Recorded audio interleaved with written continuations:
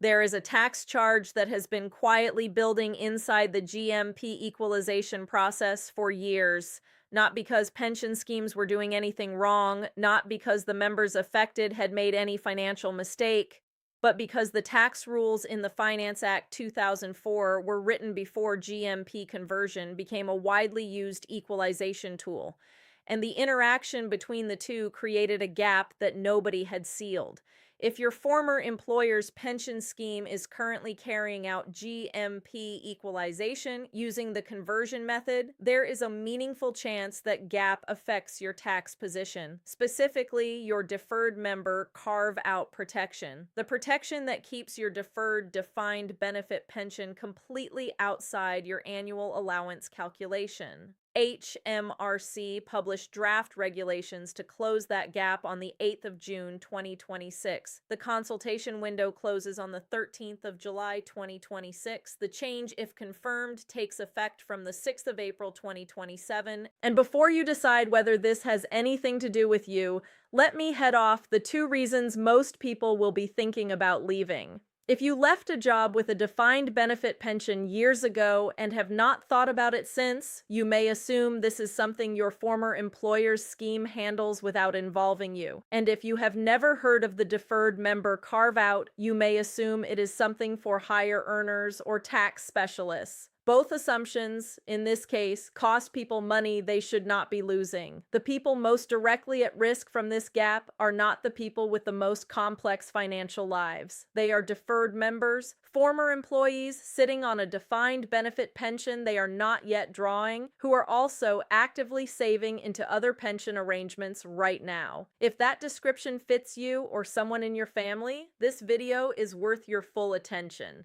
Subscribe now if you want this channel to reach you the next time a change like this lands before the deadline rather than after. To understand what HMRC's draft regulations are fixing, you need to understand 3 things in plain English: what a guaranteed minimum pension is, what GMP conversion does, and what the deferred member carve-out protects you from. None of these are complicated once they are explained without jargon. From the 6th of April 1978 through to the 5th of April 1997, employers could remove their employees from the state earnings-related pension scheme, known as SERPs, through a mechanism called contracting out. In exchange for paying reduced national insurance contributions, the employer's defined benefit scheme took on a legal obligation to provide a pension of at least a certain minimum value. That minimum was called the Guaranteed Minimum Pension, the GMP. If you worked for any employer during those 19 years and were a member of their defined benefit scheme,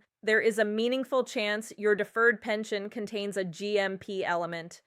Now, here is where the inequality came from. The rules governing GMPs were designed around the old state pension structure, where men and women had different state pension ages, 65 for men, 60 for women. As a result, GMPs accrued at different rates for men and women, became payable at different ages, and increased at different rates in payment. That inequality was baked into the legislation. It was allowed to persist until the 17th of May, 1990, when a ruling of the European Court of Justice, known as the Barber Judgment, established that occupational pension benefits are pay for the purposes of European equal pay law and must therefore be equal between men and women from that date. The equalization obligation applies to GMP benefits built up between the 17th of May 1990 and the 5th of April 1997. Every defined benefit scheme in the country with contracted out service during that window has, in law, been under a duty to equalize since 1990. That duty was confirmed definitively in October 2018 when the High Court ruled in the case of Lloyds Banking Group Pensions Trustees Limited against Lloyds Bank plc and others that schemes were under a legal duty to equalize benefits for the effect of unequal GMPs. The Lloyds case was a landmark ruling, and it affected all formerly contracted out defined benefit schemes across the country, not just Lloyds. In April 2019, the government issued guidance on one approach to achieving that equalization, an approach known as GMP conversion. Under conversion, the scheme takes each member's GMP entitlement for the affected period and converts it into a different, straightforward benefit of equivalent actuarial value, but without the sex-based rules of the original GMP structure attached. The result is cleaner administration, no ongoing annual comparisons between male and female calculations, and a benefit structure that does not carry the inequality forward.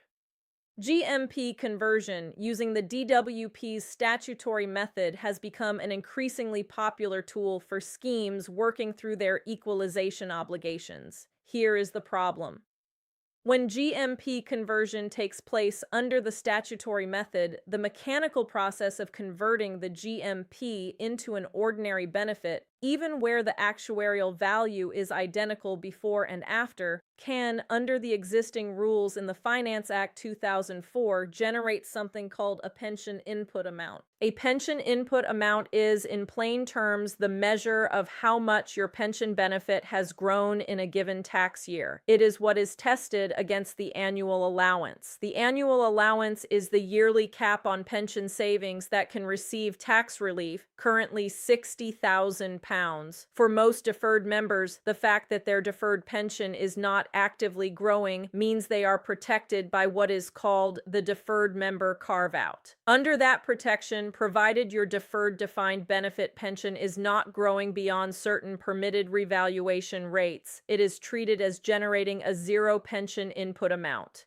Zero. It does not count towards your annual allowance at all. That protection matters most to people who are also actively contributing to another pension arrangement. If you left a job years ago with a deferred final salary pension and you are currently contributing to your new employer's defined contribution scheme or a personal pension, your deferred pension sits outside the annual allowance calculation, and your active contributions can use the full allowance without the old pension interfering. Now, here is where the gap in the law bites. When GMP conversion takes place, the Finance Act 2004 can treat the restructuring of the benefit as a growth event, a positive pension input amount, even though the actuarial value of your benefit has not increased at all. The conversion is value neutral. Nothing real has grown, but the mechanical calculation can treat it as though something has. And if it does, your deferred member carve-out protection is broken. Your deferred pension is no longer treated as generating zero pension input. It generates a figure, a phantom figure, representing growth that did not happen,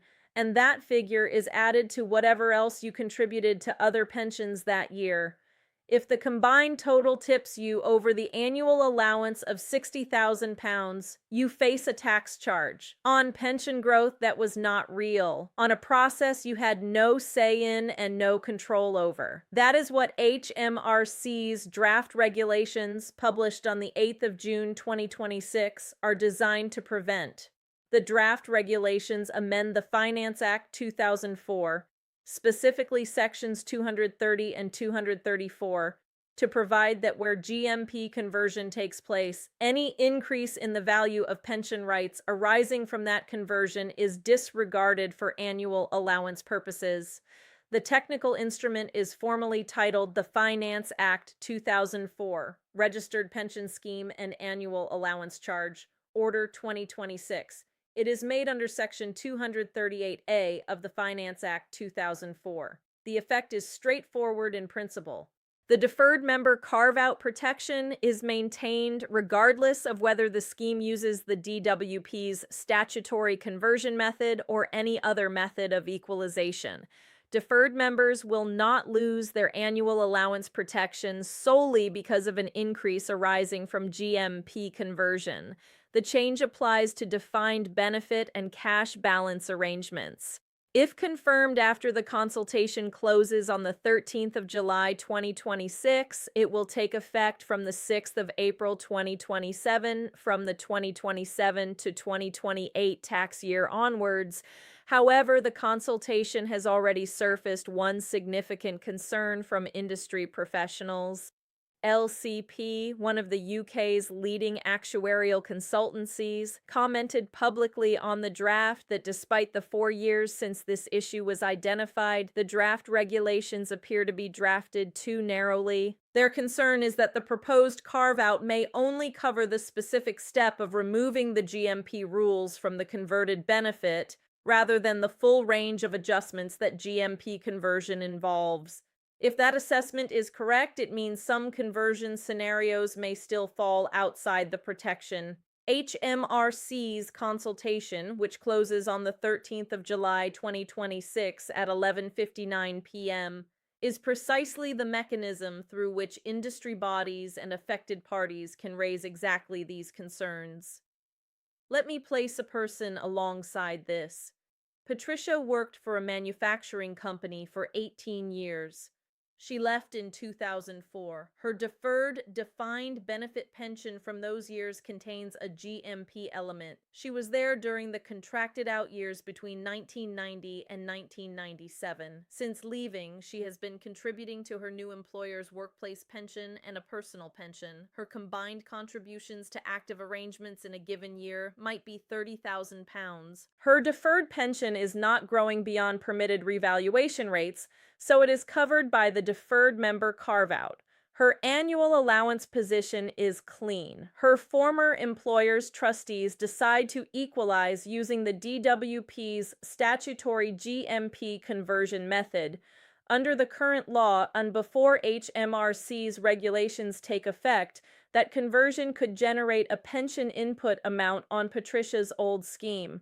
If that phantom input amount is large enough, combined with her active contributions, to push her over the £60,000 annual allowance, she faces an annual allowance charge. Patricia has not saved more into pensions. Her benefit has not genuinely grown. The conversion process, a legal administrative exercise carried out by her old scheme's trustees, has triggered a charge she was never supposed to face. Under the regulations HMRC is now consulting on, that pension input amount from the conversion would be disregarded entirely. Patricia's carve-out stays intact. Her annual allowance position is unaffected, and no unexpected tax charge arrives from a process she had no control over. There are 3 things worth doing given everything above. The first is to find out whether your deferred pension contains a GMP. If you worked for any employer at any point between the 6th of April 1978 and the 5th of April 1997 and were a member of their defined benefit pension scheme, there is a realistic possibility your deferred benefits include a GMP element. Contact the scheme directly and ask. Ask specifically whether your deferred benefit includes a GMP and whether the scheme has completed or is currently carrying out GMP equalization, and if so, which method they are using. If you have lost track of old pension schemes, the government's free pension tracing service, available through the Money Helper website, can help you locate them. The second is to understand your current annual allowance position. If you are a deferred member with no other active pension contributions, the annual allowance is unlikely to concern you. The deferred member carve-out protects your deferred pension, and if there is nothing else being contributed, there is nothing to add up. But if you are actively contributing to any other pension arrangement, a current employer's scheme, a SIPP, a personal pension, and your deferred pension contains a GMP, this is the combination where the risk sits. The higher your active contributions, the more the carve-out matters. And the more important it is that any GMP conversion exercise carried out by your old scheme does not inadvertently break that protection. The third is about timing. The draft regulations, if confirmed, take effect from the 6th of April 2027. They do not apply retrospectively. That means if your former employer's scheme is in the middle of a GMP conversion exercise right now, between the 8th of June 2026 and the 5th of April 2027, the protection being consulted on does not yet exist in statute. If you receive any communication from a former pension scheme about GMP equalization or conversion activity before April 2027, read it carefully. If you believe the conversion could generate a pension input amount that, combined with your active contributions, risks an annual allowance charge, That is a conversation to have with an FCA-regulated financial advisor before the conversion is completed. After the 6th of April 2027, assuming the regulations are confirmed as consulted on, the protection applies and the risk diminishes significantly. Here is the thread that connects this to something larger. GMP equalization has been a legal obligation on every affected scheme since the 17th of May 1990.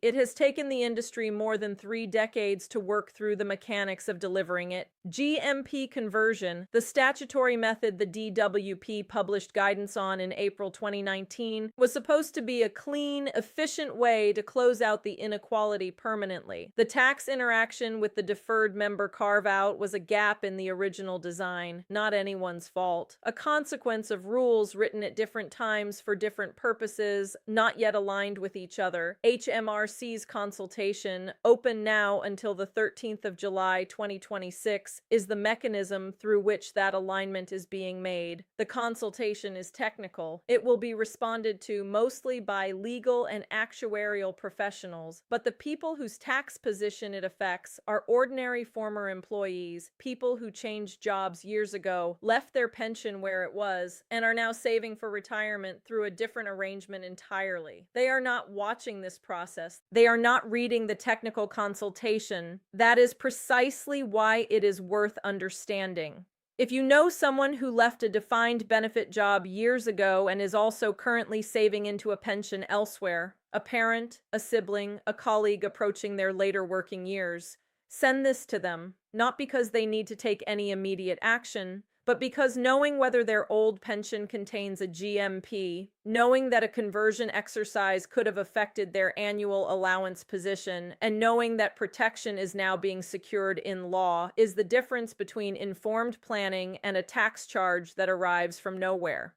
Subscribe to this channel for plain English coverage of what is genuinely changing in UK pension rules, the legislation, the exact dates, and what it means for real people with real pension histories. I will see you in the next one.